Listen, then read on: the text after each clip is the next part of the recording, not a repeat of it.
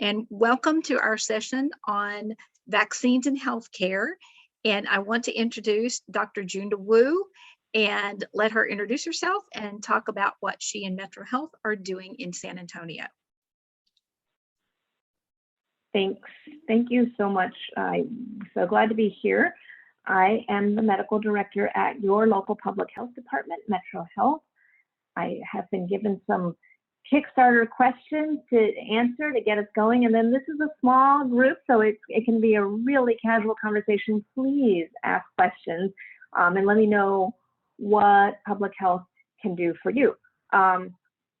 So I think one of the questions is, the first question is, what are some of the areas where we saw individuals with disabilities challenged during the pandemic? And clearly access, for us in public health, access to testing, access to the ability to quarantine and isolate, and access to vaccination. These are the things that we've over time been working on for all kinds of groups. And especially for people with disabilities who live in group homes, we have seen higher rates of COVID because it may be harder to consistently mask, to keep that social distancing. So we have some public health nurses who have been dedicated to visiting different places where we've had outbreaks, providing infection control guidance, and then now that we're on the vaccination side of things, we've been able to offer vaccinations to people living in group settings. And I know there are a lot of those. Some of them are licensed and some are not. So I'm sure that there are some that we have not reached. So, feel free to reach out to us if there's any situation you know of. Some of the achievements experienced during the pandemic, it sounds like I'm reading from a list because I've got these prodding questions to help me think about what to talk about. Some of the achievements that I'm most proud of right now, speaking of vaccine, is our small vaccine outreach events that I was alluding to that are not publicized. I mean, I think people know that we have the Alamo Dome and our partners with WellMed. By the way, okay, here's another thing I'm proud of, is at the beginning of the vaccination drive, the state actually designated only Wonderland and the Alamo Dome as a hub and nothing on the south side. So working with partners, and including WellMed, we supported them in helping WellMed get started, which included giving them 100% of the Moderna vaccines that we received for months. We would give them all of our vaccine, and then we'd go around and beg. We'd go around back to UT and UHS and say, what can you give us this week? Or, Santa Rosa at the beginning, other hospitals had vaccines, and we'd scrape together vaccine for the Alamo Dome. So there are things that we've been doing behind the scenes. And the other thing that I was starting to talk about before I went on that tangent is these outreach events that are not publicized because we don't want it to be a competition for whoever can get to the phone first or get on the internet most easily. It's actually, these are events that we hold in parts of the community geographically where we know that there have been the highest COVID case rates, the highest COVID death rates, and the highest inequity rates, period, even pre-existing, as demonstrated by or as annotated by the city's Office of Equity. So we have found places in those areas to give vaccines, whether it's churches, whether it's community centers, whether it's just other nonprofits, and worked with people in the community, sometimes our community health workers, sometimes with the faith leaders, sometimes with, always with our community health leaders, but sometimes with nonprofit organizations to get their lists of their clients and just do vaccinations at those sites. Thanks for giving me a venue to talk about something that we kind of keep hidden. And the last area of questions is what does recovery and resiliency look like as we move forward? And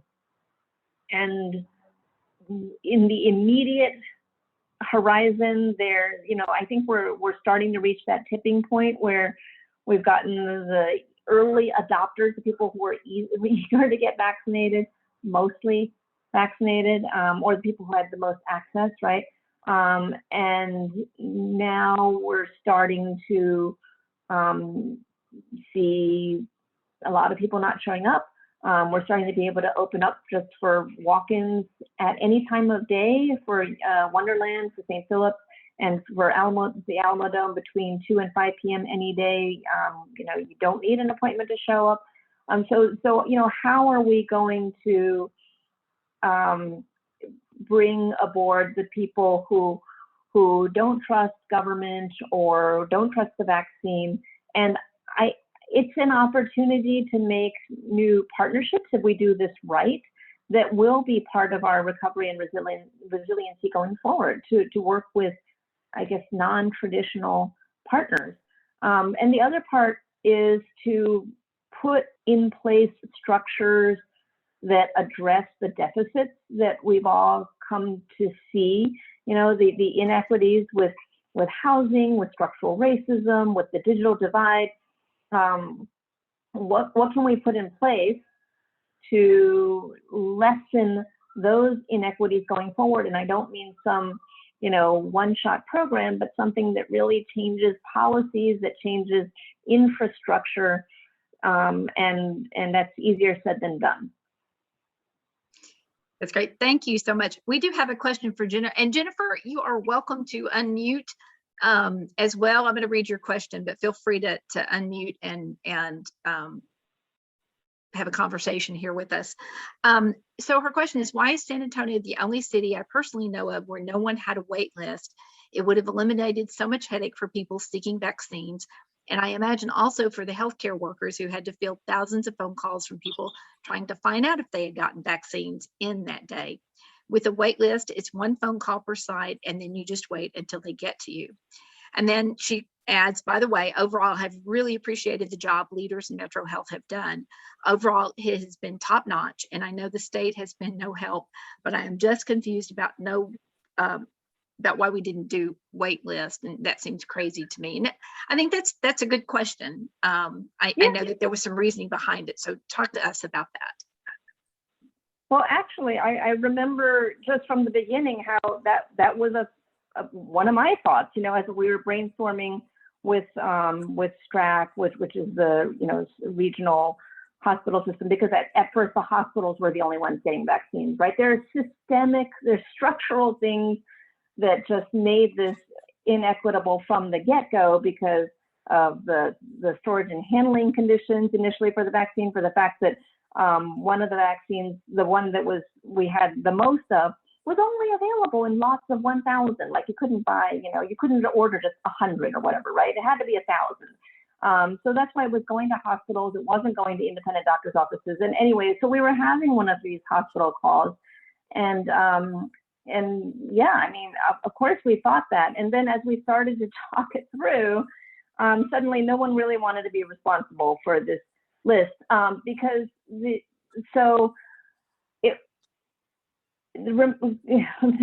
and go back with me to, I guess it was November or December at the time that we got this, that we were starting to get vaccine in December. And at that time, it was the only people who were approved were the 1As, which were mostly healthcare workers. And so then everybody else in the world would be waitlisted. And then the question became, well, at that time, with the weekly supply that we were getting, that meant that if you signed up, and considering how many people there were still to get through, that you could be called from the wait list in about 9 months. And we thought, how is this useful? Who wants that? And also, it wouldn't really be the kind of thing where it was like, oh, okay, your number 1,521,000, because the other thing is we already knew from some of our early experiences that not everybody, for instance, who registered at, say, the Alamo Dome or Wonderland really was eligible, because then they would show up for their appointment and we'd say, wait a second. And so we've had to turn some people away a lot more at the beginning than we do now. So at that time, we thought the best that it could be, and what some of the other cities are doing, because it is not this idea of, oh, there's just a numeric list. Actually, what most of the other cities that have a wait list, quote unquote, are doing is, once your category is up, so, oh, now it's time for 1B, everybody who's 65 and older. Okay, everybody who's 65 and older, they get a text or an email. And then, again, you have this limited amount of vaccine and limited number of appointments, and then there's a mad dash all over again. So at that time, to us, it didn't make sense. We talked to some of the cities that were doing it, and they said it was a really big headache. People were calling up wanting to know where they are on the list, and, there's not really, and so I would say, as things have evolved, as the vaccine supply has evolved, it has come to make more sense now. And of course, now, this is now it exists. So people can actually go ahead, and I should know this number off the top of my head, or know the information, but you can go to our website and you can put in your information and get, and we're going to be skimming off initially the people who are 65 and older, but then, working our way through that list. At the same time, it's no longer very hard to get in, considering that people can just walk up without an appointment. And we are noticing a lot of no-shows among people who had scheduled appointments, mostly among the people who scheduled like a month ago, right? Because now they've found someplace else to go. There are, the commercial pharmacies. Very soon, we think individual medical providers will actually start to be able to order doses from the state. The state is the one who distributes. We don't get vaccine to distribute in general unless it's in lots of several thousand, right? But to give 100 to this medical office or that medical office, or even 10 or 20, it's looking like that's going to start happening very soon, thanks through the state distribution system. So that's a really long answer. I hope that helps. Yeah, thank you. And I really do appreciate the job y'all have done. I mean, I can't even imagine trying to do your job right now. I mean, it's just, I'm sure the stress is overwhelming. So thank you. Well, I really wanted to join this to hear from people. That question is helpful. What else can public health be doing for you? Please take advantage of this time to tell me things that are on your mind. Jennifer and I guess Anna is also not one of the co-hosts, so we've got a couple of people here. Anna is part of Disability SA. So yes, so she's so it's all me. Well, we're all here for you, Jennifer. We are also recording this session, so people will be able to come back and listen to that. So that part of it's very helpful to have you here, Jennifer, to be asking those questions. So what everybody else has on their mind, everybody else wanting to know the same thing. So honestly, when I got this survey, and I don't know if it's just brain fog where I missed something, but I thought this was going to be more about not just the pandemic, but the winter storm. I don't know where I got that idea. No, you are correct. You are correct. Because this session is called Vaccines and Healthcare, I think that's probably why it focused so much on the pandemic itself. But okay. But I don't know that there's really a question in this. I'm not really sure what you could do about it without serious infrastructure changes. And most of those at the state level, which kind of leaves it out of San Antonio's hands. I just know that I had some serious issues during the winter storm because I didn't have power for most of 3 days. I'm very lucky in that my house has excellent insulation, so it only got down in the 50s. The problem I had was that mainly my main problem was that I got a UTI like the day after everything froze over. I couldn't get a hold of any of my doctors. None of the phones seemed to be working. Their answering services weren't answering. The pharmacies were all closed. I don't know how I would have gotten there in the first place. And then we had this brief thaw. I think it was Thursday afternoon when my local HEB pharmacy finally opened, and I still couldn't get a hold of my doctors. So luckily I have a doctor uncle in Virginia, and I called him because I was desperate because I had had the UTI for like 4 days at this point. And I begged him to phone in an antibiotic for me, and he did. I won't mention his name. I don't want him to get any like professional censure or something. But like I said, I was desperate. And so I drove to HEB during that brief thawed period to get the antibiotic. But I'm lucky. I have a doctor uncle, you know, and it could have been worse. It could have been something other than UTI. And I don't know. I just wanted to share that experience. And in addition, I'm a type 1 diabetic, and I have a nice stash of Humalog in my refrigerator. But my stepdad, who's an insulin dependent type 2, was already rationing his insulin because he couldn't get a hold of his doctor either, and he couldn't get a hold of a pharmacy. And luckily they live nearby, so I spotted him a bottle of Humalog. Yeah. But, you know, Yeah. I just wanted to mention that, you know, there were definite issues there with people getting medications because of all the chaos. So, You know, and Absolutely. I think that's important too, because it's, you know, we think of the winter storm as, I mean, obviously 100 people in Texas lost their lives, right? So it was a health yes. concern, but, you know, we don't think about the other, you know, non-lethal but potentially lethal health situations. And we think of it as an economic and a grid situation, but it really is so much more than that. It really is a health issue. Yeah. Oh, it was huge for the dialysis centers, which use Oh, a I can't tremendous amount imagine. of water. So that, you know, that the emergency operations center spent a lot of time getting water tanker trucks to the dialysis centers as well as to hospitals. But yes, that's we could have done better, and yet when I think about it, I'm still a little stumped. But I'm glad that there's going to be a task force working on it, because I mean, we also, those of us working, had difficulty, you know, getting anywhere, getting online, talking to each other.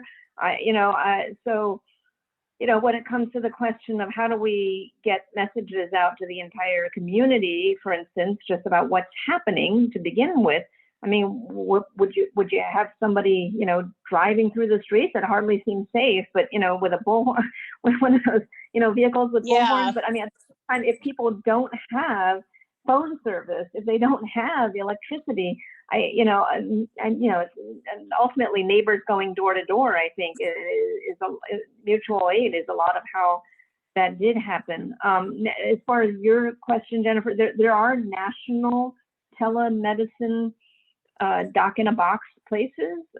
So, you know, that would have been another resource, you know, assuming that you had phone service. Yeah, I honestly, other than ERCOT getting its stuff together and maybe joining other states for electricity, I don't know that there is an answer. I mean, it hardly seems worth it. For when I lived in Philadelphia once, I was watching the news and they showed these warehouses full of these trucks that would salt the roads whenever there was an ice storm. And so I never even needed snow chains or anything because the streets were always clear.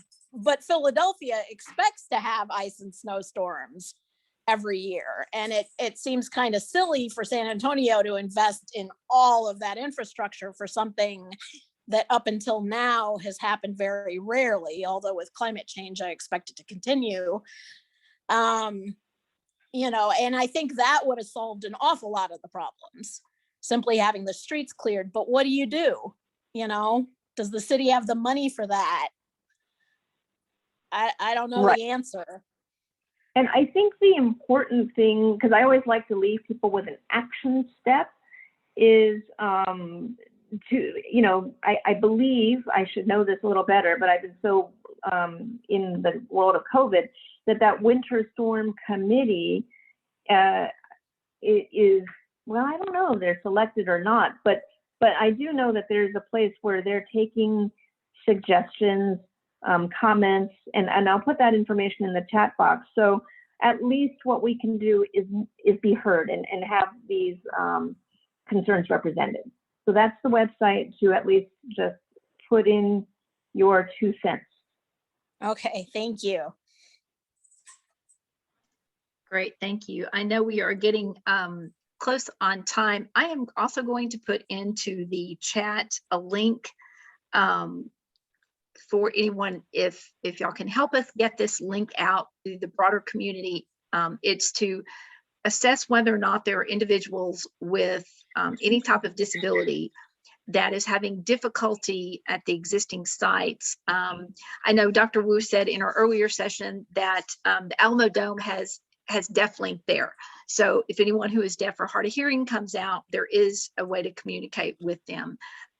We've also been concerned about individuals who are blind or low vision, and making sure that they have supports when they get somewhere, they're able to go somewhere that they're comfortable going. And then working with people with cognitive disabilities, autism, that may have very challenging behaviors in a situation where they're going to get a shot, or just in places where that aren't familiar and could cause a lot of stress and anxiety. So there's a link there that we're getting out to the community to have people let us know whether they need some special accommodations at a vaccine clinic, or if they just need assistance getting an appointment or finding out the best place for them to go. So if y'all would help us get that out there as well, we would appreciate it.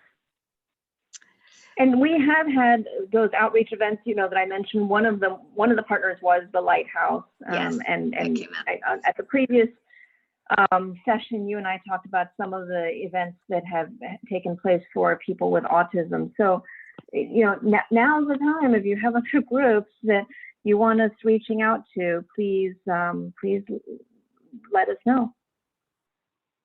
And this may not be a fair question, but how long do you think that it's going to take everybody that is going to get a vaccine for us to reach them, to get them information about where to go and make those accommodations? You got a guess?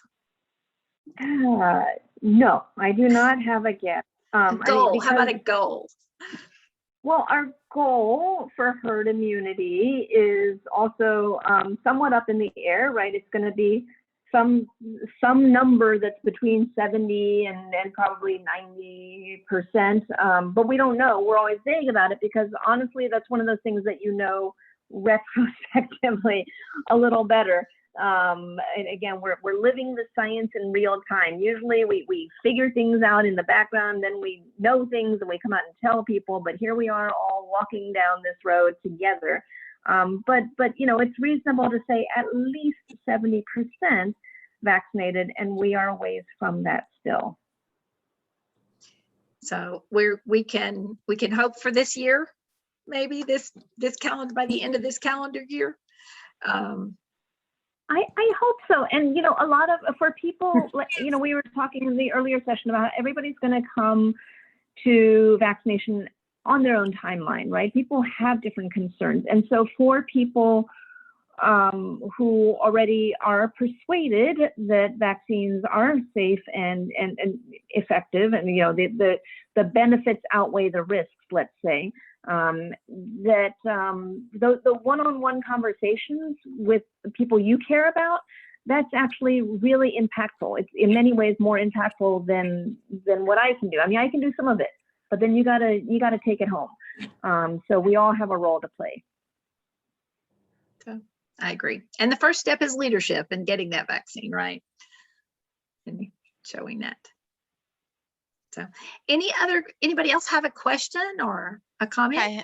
Yes, I have a comment. I actually wasn't able to log in on time. I was having trouble with the link and I was sent another link But I'm really glad to join. I work for the Autism Society, and we've been, they were talking about, I was just hearing about the storm, and that's something that we really were trying to give out support.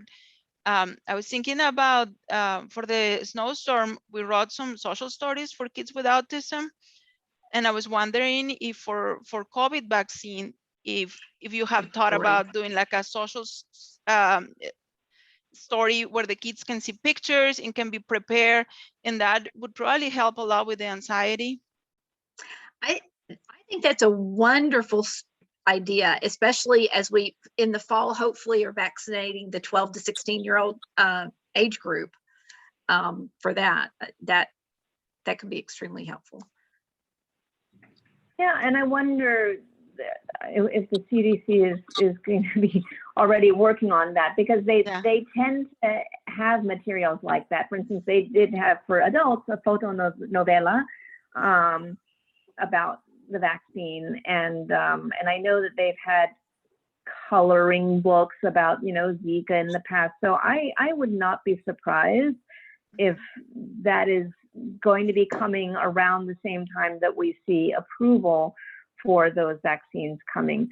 And we can be optimistic about when that's going to happen. I wouldn't be surprised if the study about children ages 12 and up is not finished by the end of May, which means we may see approval in June. That's wonderful. That's wonderful.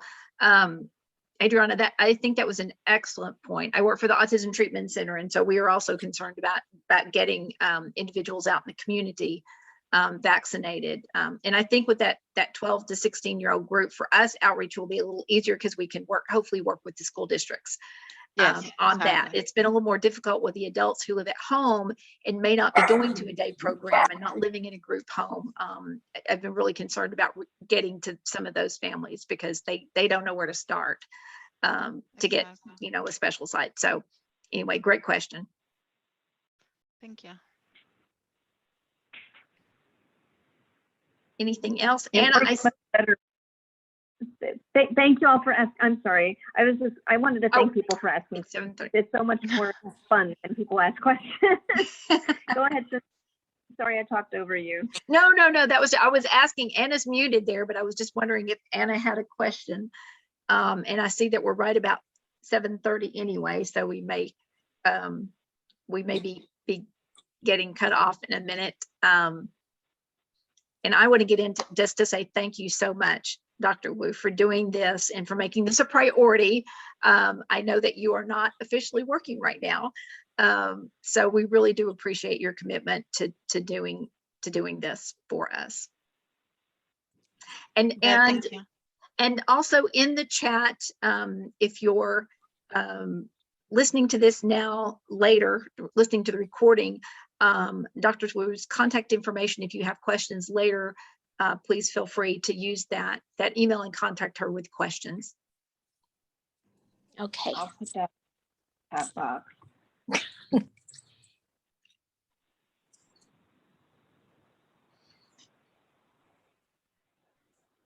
All right.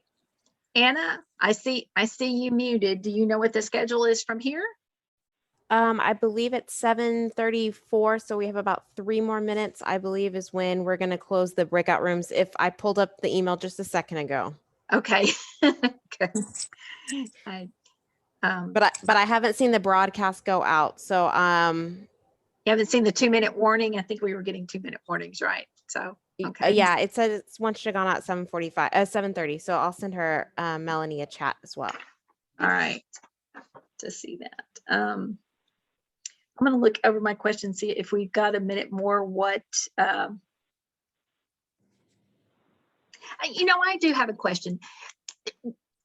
This whole experience of COVID and the pandemic has propelled us into partnerships and innovative thinking that to spur things on that may never have happened without it. Do you see that what we've been through could help us not just with the future pandemic, but in the way we communicate to the community about other health issues, talking about heart disease and diabetes, now that some of these partnerships has been developed, how we get information out? I hope so, yes. I mean, once you make a new partner, I hope we just keep on using them in the future. This is the first time we've partnered to this extent with faith leaders, for example, or with, you know, the Diabetes Association we partnered with, but not in this way of like, tell us who your members are so that we can get them vaccinated, right? Or the Heart Association or the Autism, the different nonprofits working with autism. So yeah, now that we all know each other, let's keep on working together. And it's made partners out of people that typically are competitors in some ways within the community to pull those resources together and work together toward a common goal. So hope that continues as well. Yes, there's a lot, you know, sometimes funding creates competitors, right? I know, but then at some point you realize it's not working. The way we've been doing it isn't working. And so yes, I agree. And I do hope I think you said you do see that at some point doctors' offices will be getting vaccines, that people may be able to go to their doctor's office. And for some people that may make a huge difference as well. I know typically for individuals with autism that are used to going to their family doctor to get, you know, the flu shot or vaccines or whatever, they can't get it in a, I guess even a pharmacy setting where it's so open to the public. And so I think that will also over time make a difference as well. Absolutely. It's really unfortunate that it's been, that it's come to doctors' offices kind of last. And this is really structural because they're sold in the vaccines. One of the mRNA vaccines is sold in lots of about 1,000, and the other one is about 100. Not that a doctor's office couldn't handle 100, but the other precondition the state gives is you have to be able to use all of these in 1 week. And not all doctor's offices could use 100 within 1 week. So now they're actually breaking that down into smaller bundles. It's taken a long time to get there. Well, and not in see all the other patients that they typically need to see in a week, right? Right. To be able to do that. And I am curious. I know my GP does not. My husband and I want to get the shingles vaccine, and my doctor's office doesn't do that. So we have to go to the pharmacy to get that done. So I wasn't sure if that was just going to be the same way with the COVID vaccine or not. So it is really good to hear that there will be some doctor's offices that can carry it. Well, it is burdensome, and there is a paper trail. There's a lot of, you know, there's a whole thing of registering with the state and taking certain trainings, and yes, with ordinary vaccines, there are many doctors' offices that don't find it worthwhile, that it's a money-losing prospect to maintain vaccines. There are certain storage and handling requirements, even for regular vaccines, as far as using something called a digital data logger to really monitor temperatures, not just some regular thermometer. So there's an investment there that not all doctors' offices are going to be able to make. More likely if we had something like the Johnson & Johnson vaccine that didn't have to be kept at certain, refrigerated at super cold temperatures. Right, well, even the mRNA vaccines now, some of the guidelines have changed over time as we've gotten more science, so they don't have to be kept ultra cold anymore. But even for normal temperatures, if you're getting the vaccines under a federal government program, this also includes vaccines for children and adult safety net vaccines, you are required to have a digital data logger to make sure that it's staying in temperature range. Yeah, okay. Yeah. That explains a lot. So that does. And it makes sense why that would not necessarily be practical for them. Yeah. Well, I see 23 seconds. I see a countdown. Okay. So thank you everyone for attending and participating. Thank you, Adriana and Jennifer, for your questions and your comments on that. And thank you, Dr. Wood. for being with us. Okay. And y'all have a great night. Enjoy the rest of the conversation. I believe there will be a wrap up. Welcome back to the main room. We are going to just take a few minutes to wrap up and reflect on our conversations this evening and the data that was presented at the beginning of the discussion tonight. And our work here is not done. We have a lot of work to do to move our community forward to a place where the issues that people with disabilities saw increased impact over and above the rest of the general population during the pandemic need to be addressed, and solutions and progress need to be made. And so we'd like to conclude tonight with everybody just feel free to take your unmute yourself and add to the conversation of if you wanted our community leaders to hear one thing about your experience as part of the disability community during COVID-19 pandemic over the last year, what would that one thing be? And when I'm talking about the disability community, you can be the person living with a disability, caring for a person with a disability, teaching a person with a disability. The disability community includes all of us here as advocates tonight as well. So if you could tell our community leaders one thing, or you would like them to hear one thing, what would that be? You can put your answer in the chat. You can verbally respond, or you can email your response to that last question to advocacy@disabilitysa.org. Anybody want to reflect?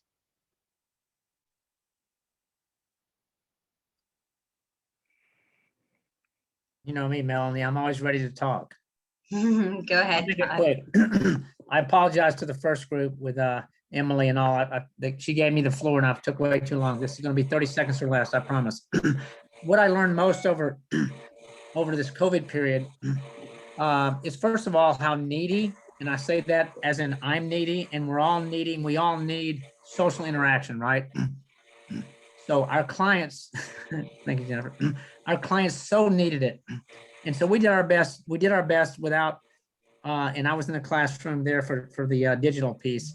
But we tried not to do digital, right? We tried to stay with the clients who wanted to meet, those who wanted to do sports and all that stuff. And so we tried to focus on that as best we could, given their constraints.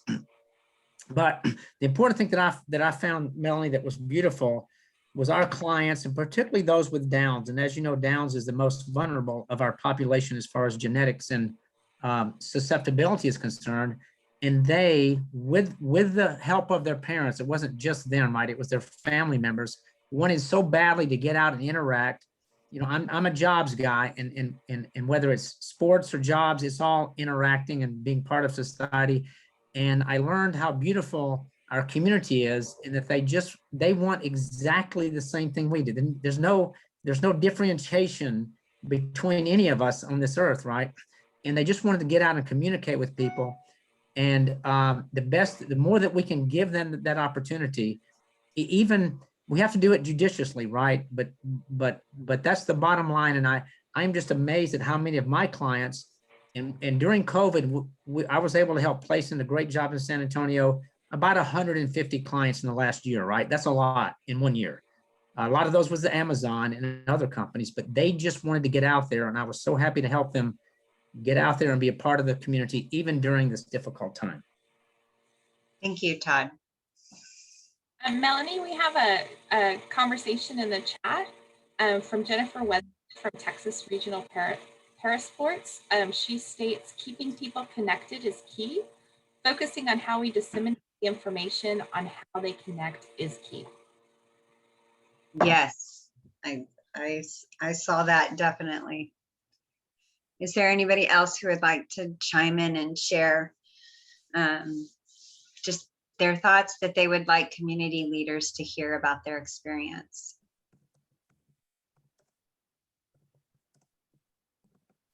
Again, feel free to put your response in the chat, unmute and verbally respond, or feel free to email us your response at advocacy@disabilitysa.org. Hey, Melanie, it's Ryan. Hey, Ryan. Hey, I think the big thing, and you and I talked about this, I think, early last year, and some of the things we were talking about with different outlets, with the media approaching you.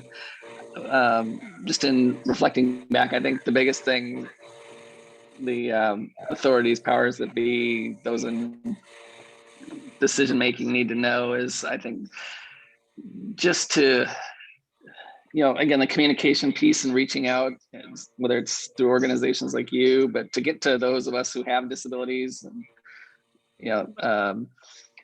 meeting the basic needs. And I think the social piece too is so important. But how do I get food? How do I just get those basic needs met? I think that was a struggle that we had early on in the pandemic, and some of the different times throughout the last year, getting like the HEB stuff. Yep, fine. I remember that. We have another comment from Audrey Butterfield from Straps. Being consistent in any organization or affiliation with how we move forward from the pandemic. And I actually have a question for you, Audrey, if you'd either like to chat, type the answer in the chat, or if you'd like to unmute. What do you mean by being consistent? All right, can you hear me? Yes. Okay.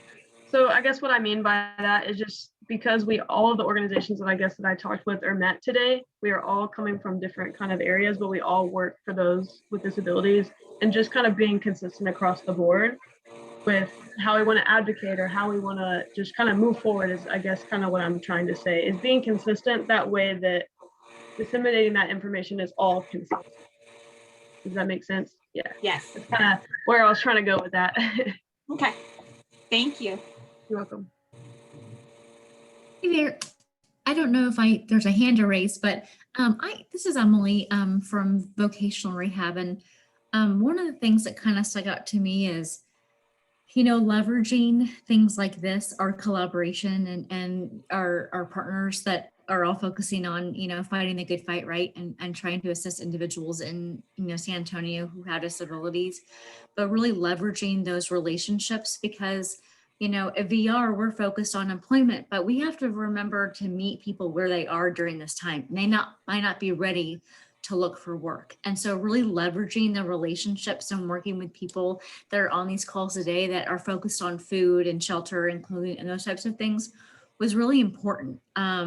Things like bare necessities and just different platforms that we might be aware of, but again, sometimes our folks are really just focused on, that employment piece, but we really had to slow down. And again, just remember to meet people where they are and leverage those relationships, and maybe pause on the employment for a little bit until some of the foundational stuff could get taken care of. So this is kind of something that I walked away with. Thank you. I absolutely agree with that. And I think that's why this is so great, Melanie, and I appreciate y'all putting this together. Is right, we get siloed into what we do for our clients. And I think the way we can best serve them is being better educated on what everybody does in the community for our clients. Absolutely. So things like this, I just love meeting new people and learning about the different resources that I can share with my participants out in the community is my biggest takeaway, and more important than ever, right, during this pandemic. Yes, definitely. Hi, I'm Adriana from the Texas Autism Society. And I was thinking the same thing, just seeing all these organizations working together, and hopefully these partnerships can stay longer. I think in our small group we're talking about that, on how we can create these interactions, and hopefully it's something that can go forward after this pandemic gets in a better place.